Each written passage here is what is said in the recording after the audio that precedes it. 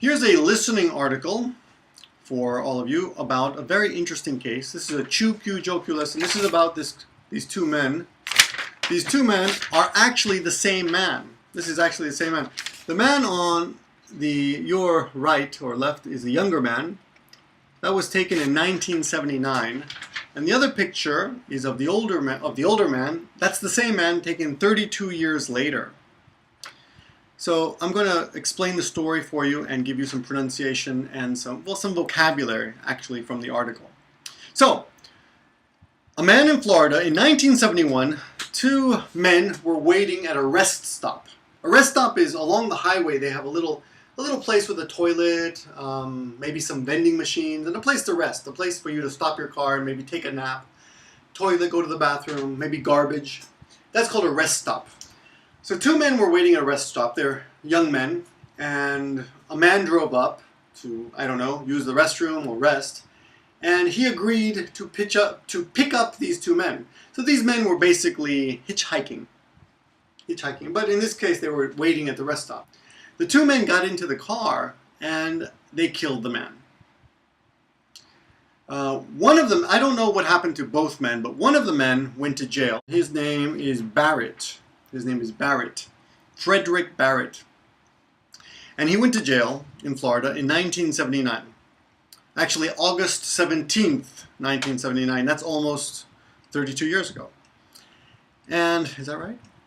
Anyway, there was a power outage one day. There was a power outage. Now, you remember in Fukushima, here in Japan, after the earthquake and the tsunami and the Fukushima problem, we started having scheduled power outages or scheduled blackouts. So it's basically the same thing. But this one was not scheduled. They had a power outage 32 years ago. And this man, Frederick Barrett, took advantage of this opportunity and he scaled the fence. He scaled the fence and he climbed over the fence and he escaped. And he, poof, poof, poof, he disappeared. And he was gone. Now, let's see. A few years ago, in 2009, Florida police started something called a fugitive initiative. A fugitive initiative.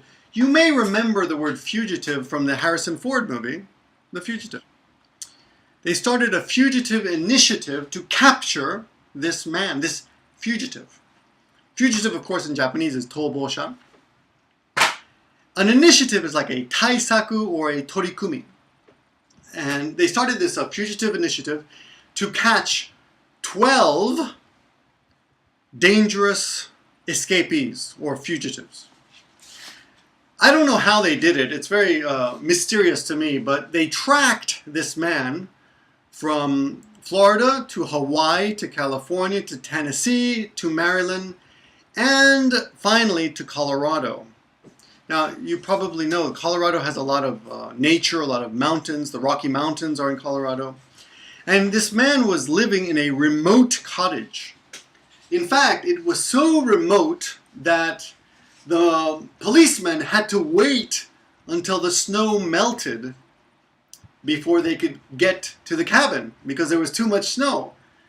Anyway, the U.S. Marshals is a kind of, oh, actually, in this movie, they have U.S. Marshals. The U.S. Marshals are kind of a policeman.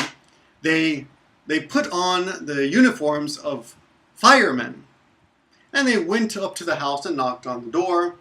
And they talked to the man. And one of the firemen, marshals, he noticed a tattoo on the man's right hand.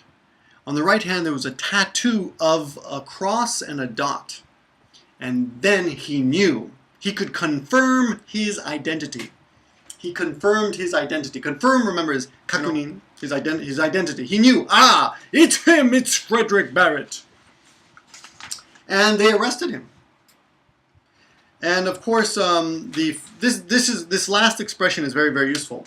They contacted the niece of the murdered man, the man that Frederick Barrett murdered a man 32 years ago. And they contacted that man's niece, and she said, We were thrilled, to say the least. We were thrilled, to say the least. And this is a good expression. To say the least is a little bit like, of course. Of course. I'm happy, to say the least. I'm excited, to say the least. I could say more, but at least I'm excited. You could also use this for negative expressions. I'm not happy, to say the least. This means I'm actually very unhappy. I'm unhappy, to say the least. I'm very unhappy. I'm sad, to say the least. I'm very sad. I'm tired, to say the least. I'm very tired. So that's how we use it. Very good, very useful English in this article today. Anyway, very interesting case. I don't know if they have this on Japanese TV yet. I don't think I've seen it. I haven't. I haven't seen it on Japanese TV, but it's an interesting case. If you Google the name Frederick Barrett and the word fugitive, I'm sure you'll find more information on this. So you can study more by yourself if you're interested in the story. Anyway, my name is Victor, and thank you for watching my lesson. If you're interested in more Namahoso lessons, and if you want to watch me live, then please join me here. We do 3 to 4 Namahoso lessons a week, 30 minutes each, almost always 11 p.m. at this address. And it's 1,050 yen a month. It's a pretty good deal. And we also do a lot of these private videos. A lot of the this video that you're watching now, of course, is public. This is an example video, a mihon. But we have other videos. This is a Chukyu Jokyu level, but we also have Shokyu levels. If you have any friends who are interested in learning English, this is a good, cheap way to learning English, to learn English. I do speak English. And also to boost up any classes you're taking with another teacher. Anyway, thanks for watching, everyone. I will see you next time, and until next time, study hard.